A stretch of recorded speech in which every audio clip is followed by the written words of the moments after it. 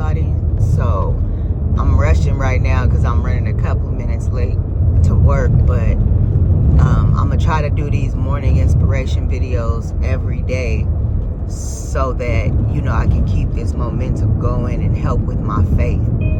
But I was listening to one of my favorite songs, which is Yolanda Adams, In the Midst of It All, and it just hit me, like, because I'm always, you know, wondering why God don't ever come through for me, why he don't hear me and stuff like that.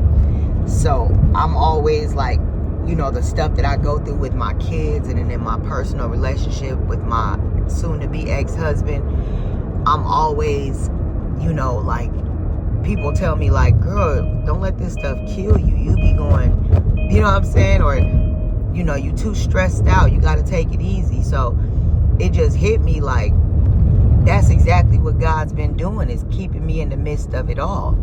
Because, you know, the stuff that I'm going through and the stuff with my kids, it's enough to drive anybody crazy. And I mean really crazy. It's so much below the surface stuff that contributes to the stuff that's going on now. And so that's a lot. And I just had to take a moment to be grateful that God has kept me in the midst of it all, because I could have gave up. I could have lost my mind. I'm in good health. You know what I'm saying? I have a job. You know what I'm saying? I'm blessed in so many other ways. And I got to stop thinking that God is not hearing me, because he is keeping me. Some people didn't wake up this morning. Amen. So that's another thing. And also, just to touch back on when I feel like God is not listening to me, it just hit me also like, God is not listening to me because I'm not learning from my lessons.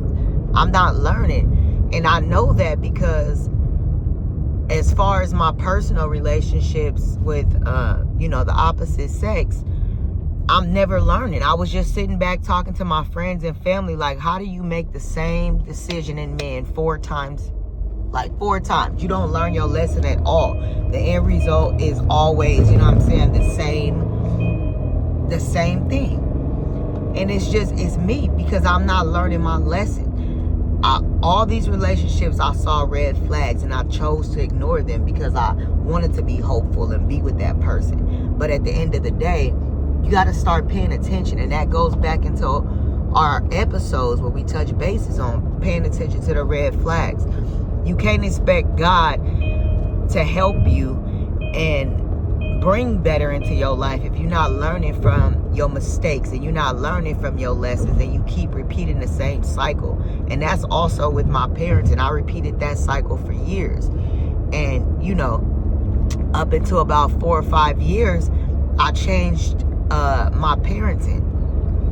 Now, I'm going to say that I changed it to conform to what white society deems as abuse, where in our culture we see it as discipline and, you know, being the parent.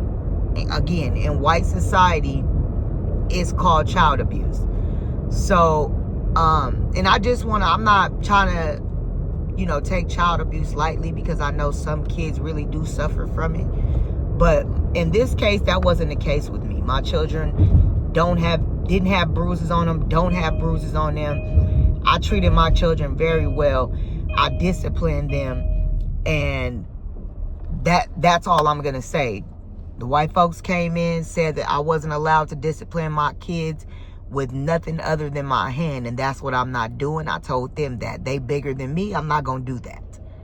So anyways, I'll get more into that later on in episodes, because I am looking for an attorney to help me sue the county that this all happened to, because it's so much stuff that happened and so many workers were at fault. So again, I just want to leave y'all with, you know, being grateful for the small things and understanding that even when you feel like God is not hearing you, he's keeping you, because you healthy, you sane, you know what I'm saying, you working, you got a place to live. And also in 2025, let this be the year that we learning from our lessons, you know what I mean, and want better for ourselves. So you guys do your best to stay less stressed and more blessed as you deal with your trials and tribulations of life as a single mom or a single parent.